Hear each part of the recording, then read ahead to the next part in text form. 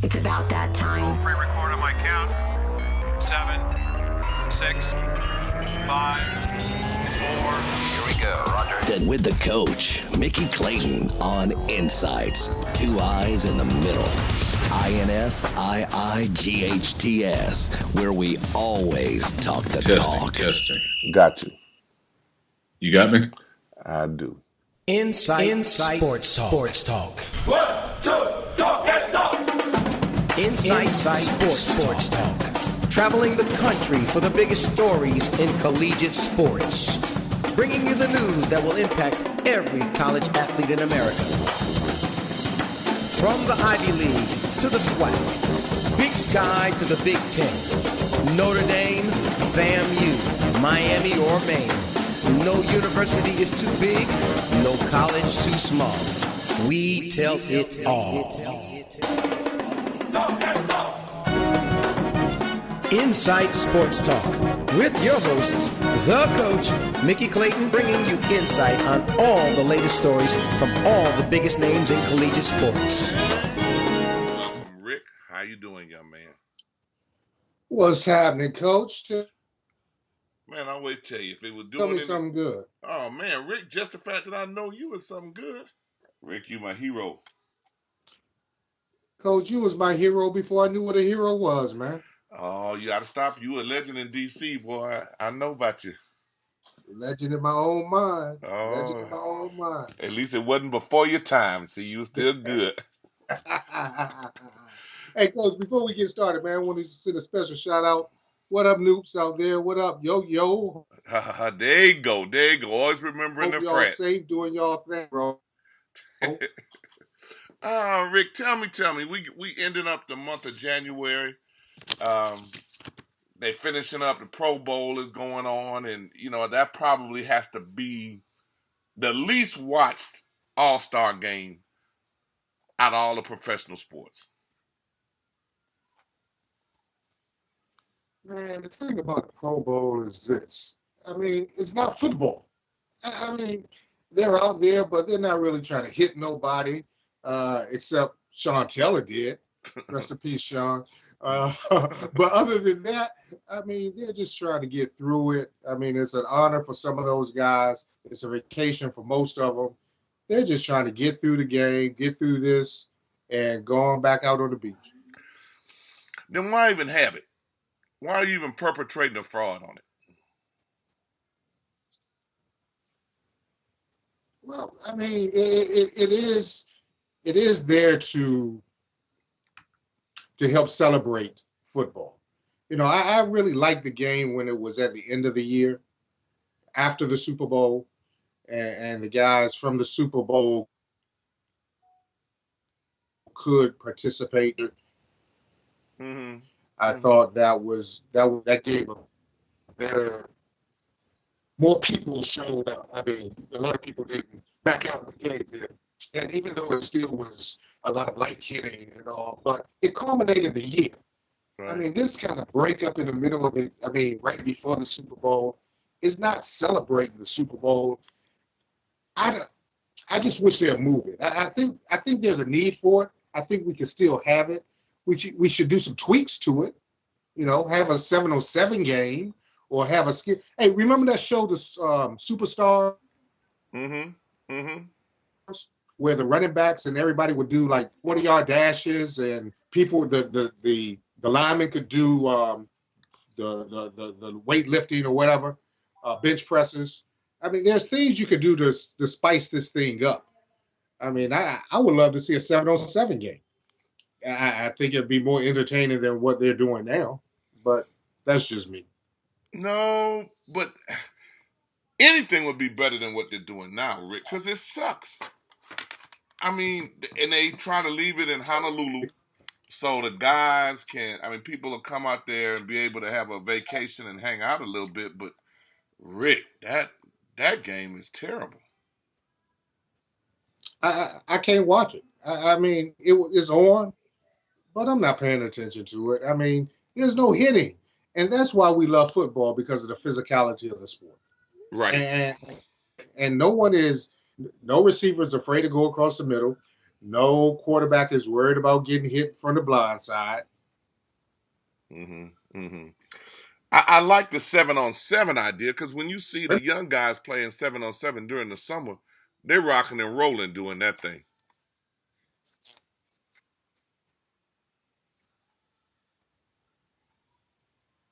Rick, can you hear me? Rick. I got you now. I lost you at young guys and 7-on-7. Yeah, but you're not being picked up real well. We're getting people texting us telling us that they can't hear you. So we're trying to make some adjustments here. Hear me? Yeah, they can barely hear you. So you're breaking up real. You're breaking up for me too. They're saying they can hardly hear you.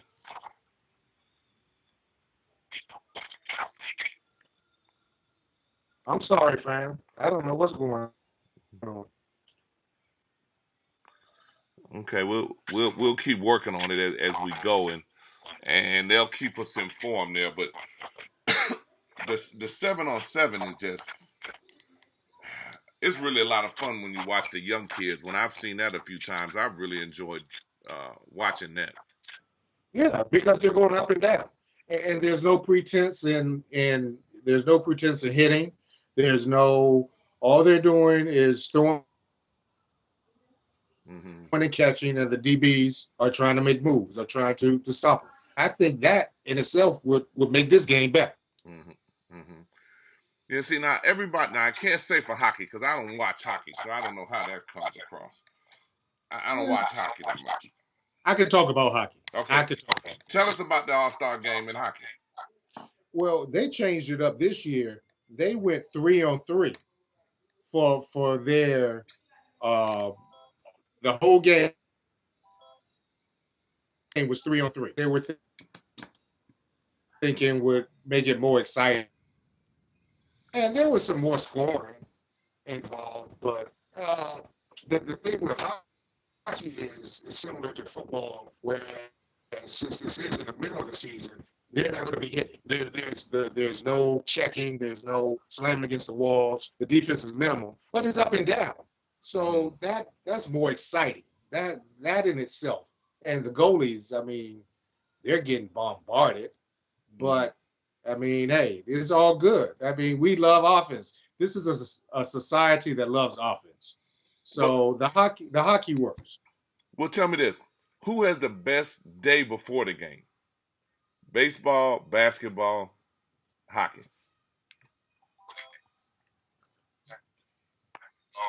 Who has the best All-Star game? The best day before the All-Star game. The best day before the All-Star game.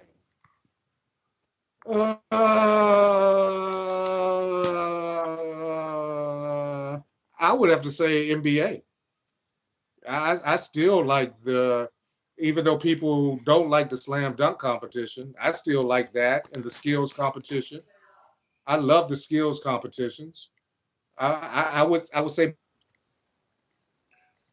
basketball because there's more involved.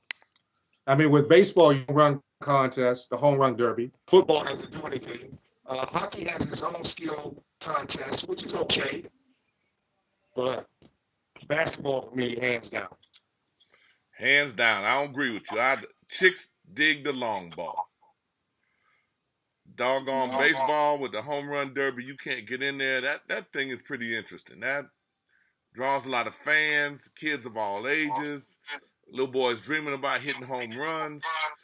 That, you know, when they added that, they added something in. It's been a while, but the home run derby is pretty impressive. It's all right. Probably because you couldn't hit no damn home runs. That's why. Very true. Very true. And for my listeners, I was a baseball player.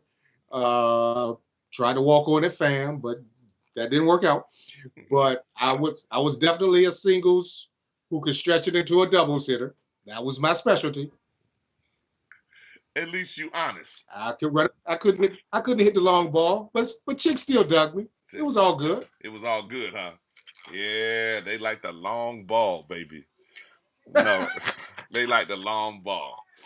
Let's take a quick look in something that's a little close to both of our hearts. HBCU basketball, the MEAC and the SWAC. You know, they're coming up in the halfway point of the season. People that pretty much finished the first round. And really one of the surprise teams in the SWAC, Texas Southern's 8-0. And one of the surprising things was Southern's in second, 7-2. But the fact that, Texas Southern had a heck of a preseason, beating some majority institutions in their schedule. So everybody kind of thought they would kind of run through it a little bit, but they haven't been able to do it. But Texas Southern, they go over there and reload every year. And they find a way to get a transfer in there. And the caliber of basketball played in the SWAC is pretty good. It's pretty good.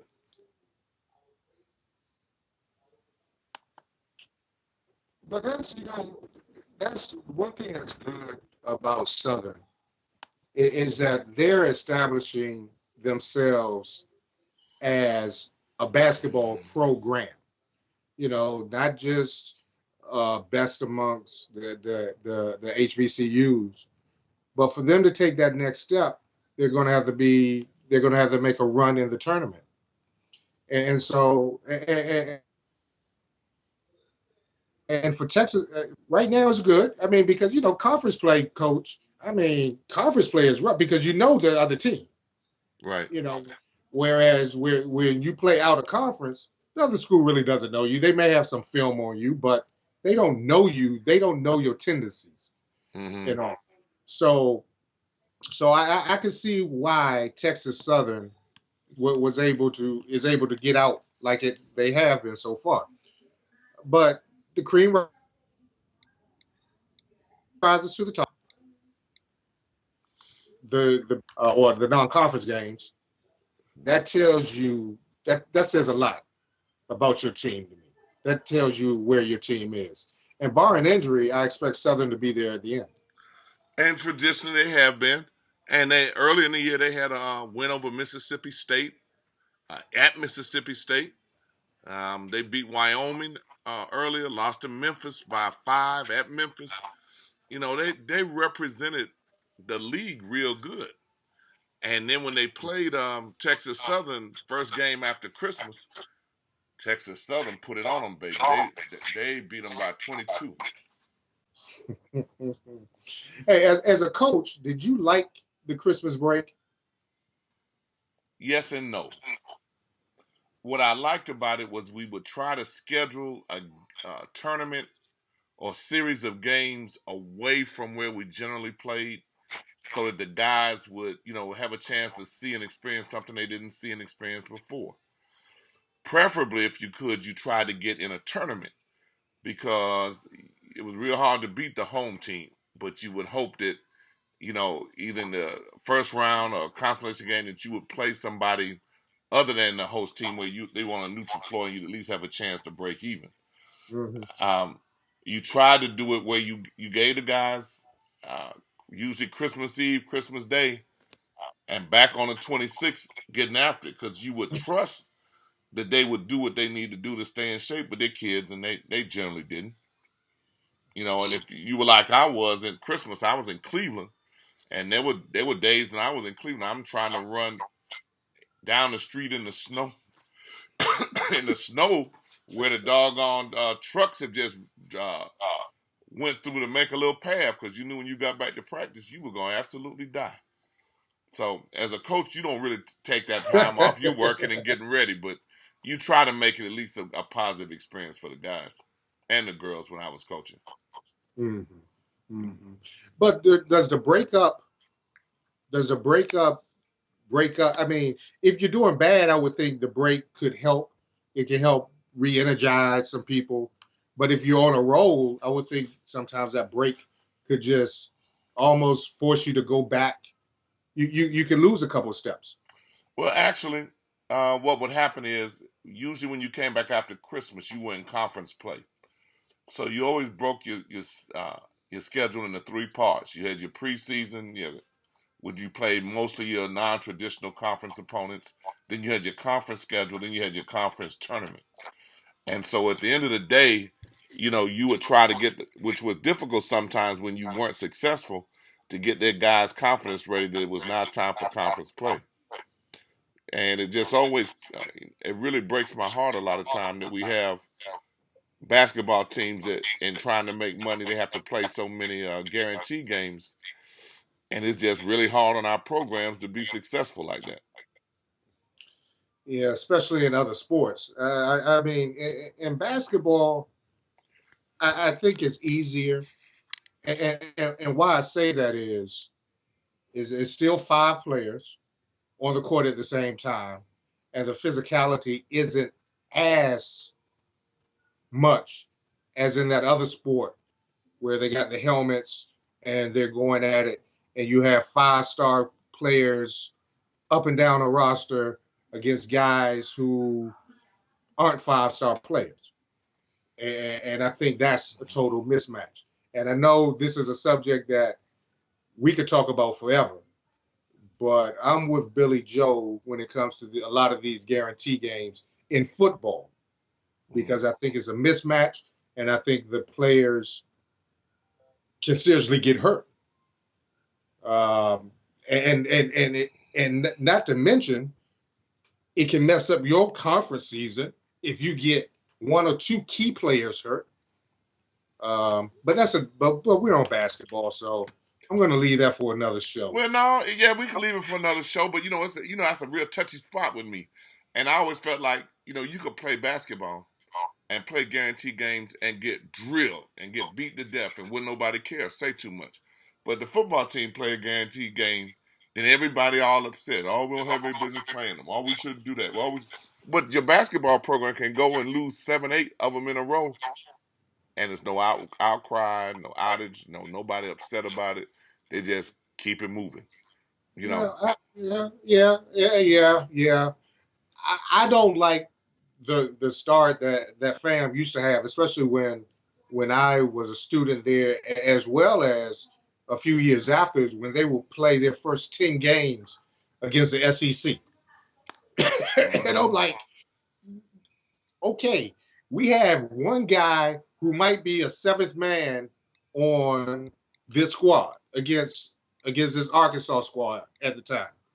Okay, maybe a 7th man. And we're throwing them out game after game after game. That can wear you out. I can see that, Coach. And see, at the end of the day, then people say, well, you're not really evaluated on how you do in a non-conference schedule. We're just going to evaluate you on how you do in the league. But you getting your ass beat up and down the highway, and we were able to be successful one year, starting 0-9 and 0-10 or something, whatever it was, and came back and won the tournament. But that was by the grace of God sticking with us and telling us that we were going to persevere and to hang in there. And that year we got beat up. I mean, we were through by 7 scholarship players one year. We had a process where we added 2 additional walk-ons, and the trainer was the 10th man so that we could get through practice. And we had some guys that are very successful in their professional career in their lives now that had that same tenacity where they just refused to quit or die. But it's just a terrible thing you have to go through. Now, moving just a little bit, staying on basketball, we've had 2 coaches in the MEAC, one on the men's side, one on the women's side, that have been asked to stand down. Deborah Clark, who was the women's coach at FAMU one time and went back home and secured a job with Norfolk State and led her team through a real tragic incident with a young lady who was very close to not making it and survived, and actually, she just lost her job. And they weren't doing well. But again, she had gotten through the crisis with Amber Brown, is the young lady who had just really had it rough, Rick. She had 2 or 3 heart attacks and seizures, 3 strokes on a major part of her brain, 2 heart attacks, and a blood clot on the top of her head. And, to hold her team together through that, what was so bad? I mean, they weren't winning at the time, so why did they have to remove her lead assistant, and then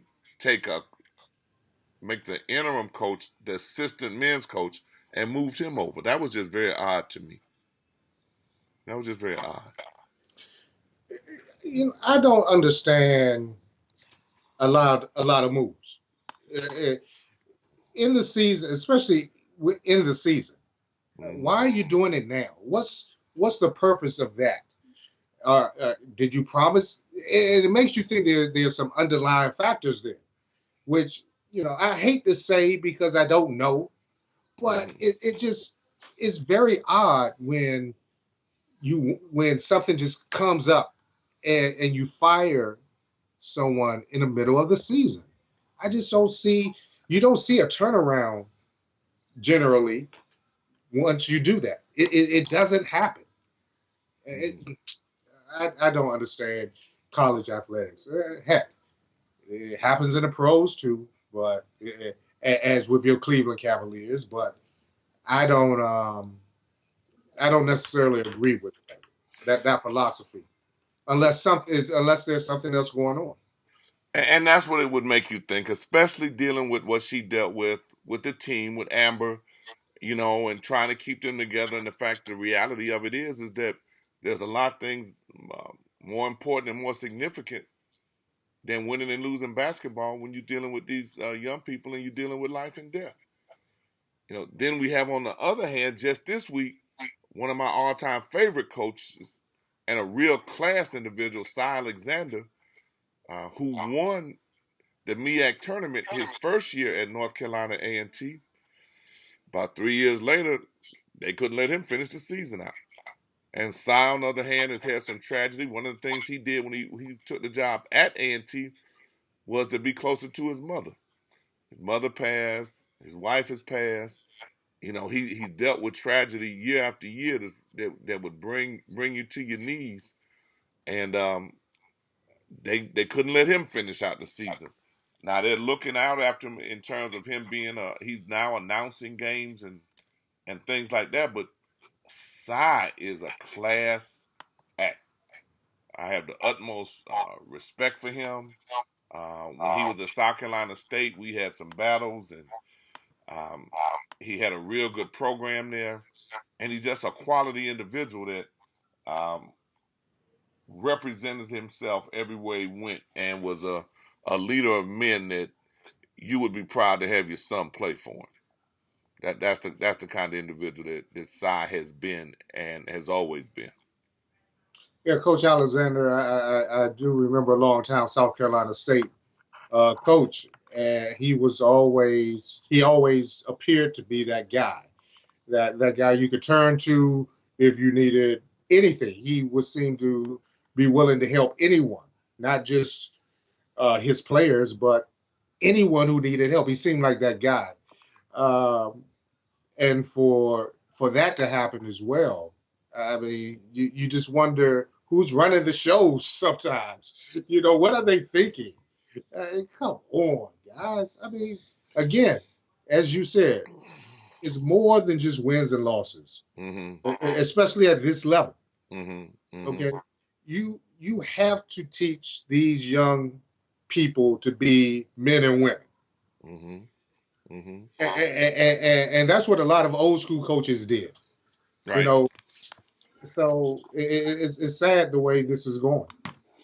It is, and I want to say, I wish, and I know that Coach Clark and her husband and Coach Alexander will fare well in what they do next in their lives, and INSiiGHTS wishes them the very best, and we wish both institutions the very best.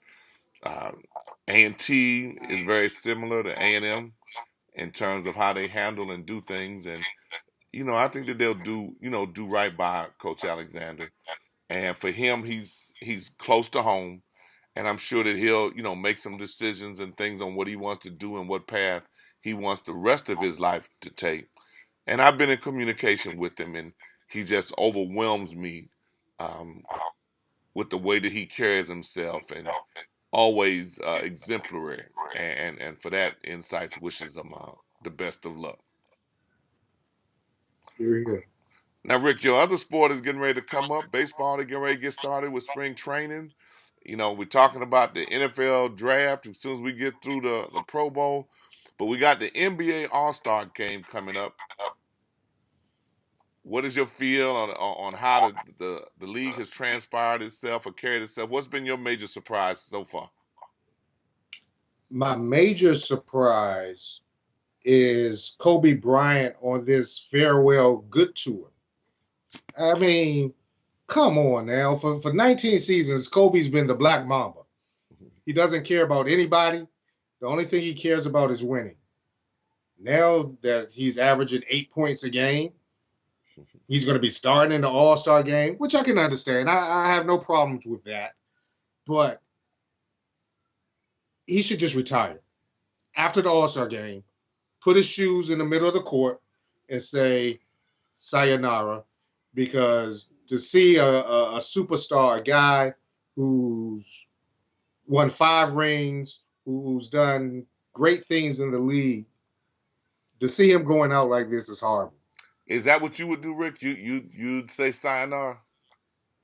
After the All-Star game, I'll take off my shoes like the wrestlers do. I'll put them in the center of the court and walk off. Okay, let me ask you one more question. How much money does Kobe Bryant make this year? 20 mil maybe. $24 million. You'd walk away from that? He's got, how much does he have? Obviously not enough. Oh, no, that's, no. You would leave that on the table. He has, Rick, me, you leave that on the table. Shoes, center court. Rick, you need to turn in your Kappa card. No, sir. And that will never happen. Rick, they're not getting ready to walk away from money on the table. Like, he could not go home leaving that money on the table. Well, that's another story too. But why would you suggest a man leave that kind of money on the table and then say how much money does he have? Listen, man. It's always about the money. I know it's always about the money. It's definitely not basketball. It's not about winning no more. It's not. As a fan of the sport, he shouldn't be out there on the court. I'm not talking about as a fan. As you being Kobe Bryant, you'd leave that money on the table. Oh, well, see, I'm not Kobe Bryant, but if I was. If you was. If I was Kobe, I wouldn't leave no money on the court. If you, right, exactly right. Which he ain't going to leave. Like that Coca-Cola you drinking, you'll be drinking Winn-Dixie checks because you wouldn't be able to afford the real thing. He's not leaving that money on the table. You can forget that. You can forget that. It's only about $12 million now. I mean, geez. Yeah. How much do you need for life? How much do you need? If it was $1 million, he'd be waiting to get that other $1 million. Now, for me, I have to be surprised with the way OKC has played quietly under Billy Donovan this year. Billy has done a pretty credible job coaching them this year. You don't hear much about him complaining about the system. In fact, you don't hear about Billy at all, which in the NBA is great. You know, especially seeing that last year he was coaching at the University of Florida. You know, and his mentor, Rick Pitino, had problems making a transition.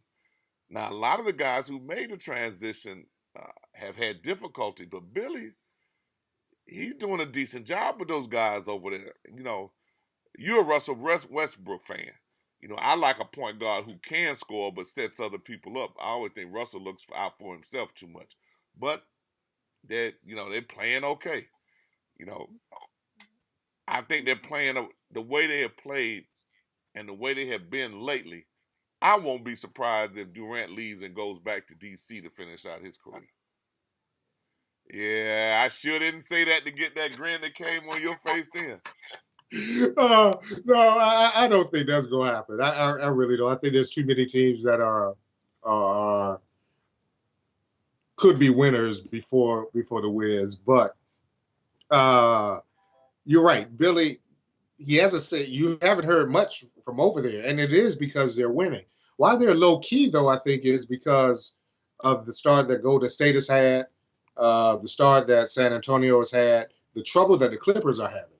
So that's keeping a lot of the attention off of OKC for now, which is probably good while Billy makes the transition, while the players get to know him, he gets to know them. And by the time the attention, hey, OKC is third in the West, Right. Whoa. By then they'd be rolling and could cause some trouble for some people. So they are a team to watch in the second half of the year. Trouble for some people. What the damn hell was going on with Blake Griffin?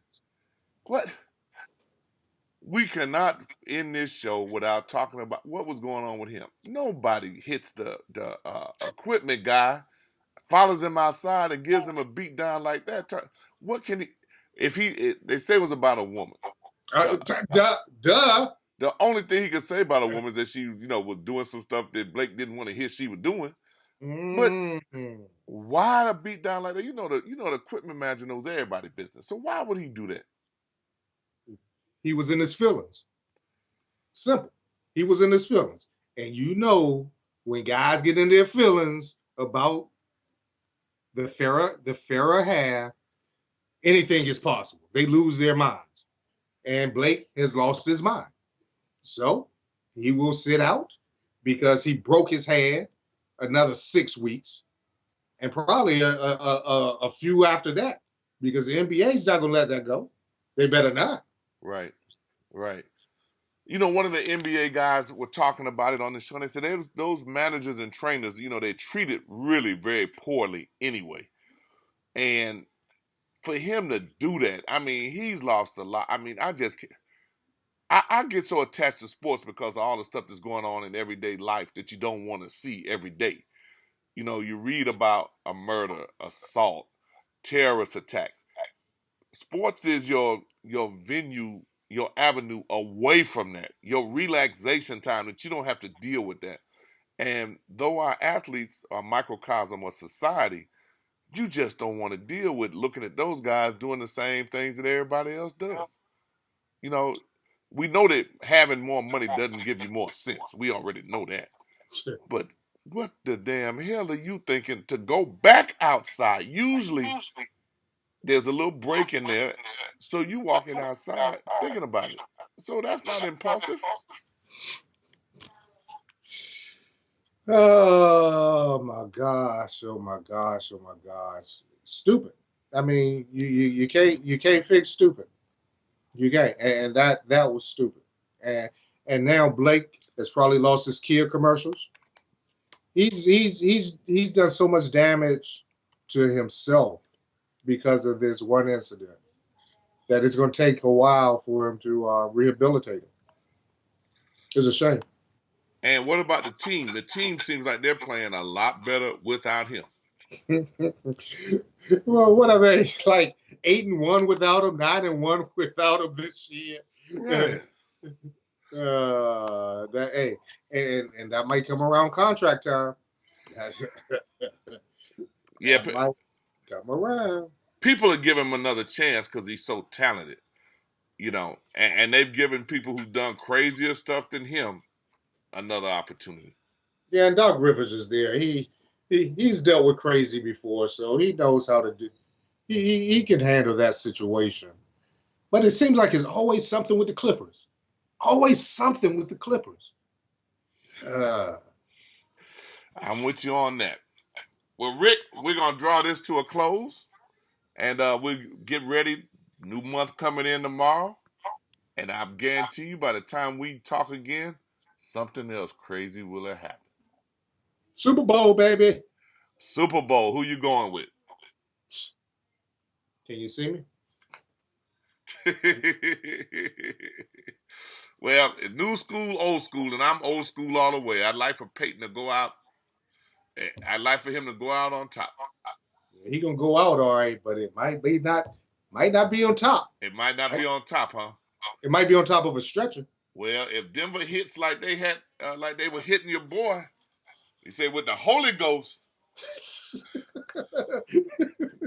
they're gonna try to get the Cam. Cam not the same, but his Cam line not as good either. Hey, but Cam can handle himself. I don't think a couple of them boys gonna want to come and hit that boy like that. They ain't gonna want to hit him like that. Nah. Okay, so you going with Cam? Yes, sir. Okay, well, we will see what we see. Yes, sir. Okay. All right. This is Insights, and we're signing off. This is the coach. One, Truth and two, honor. talk that talk.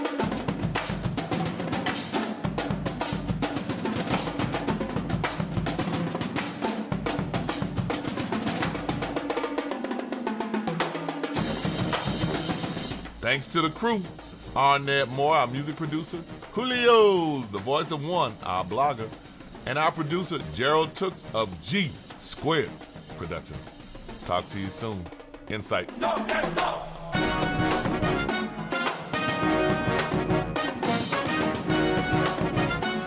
INSiiGHTS is a copyright of MAC4 Enterprises, a Florida corporation. This broadcast is produced under the exclusive ownership of MAC4 Enterprises and is the intellectual property and trademark of MAC4 Enterprises. Comments of the host and other individual speakers on INSiiGHTS represent their independent thoughts and representations.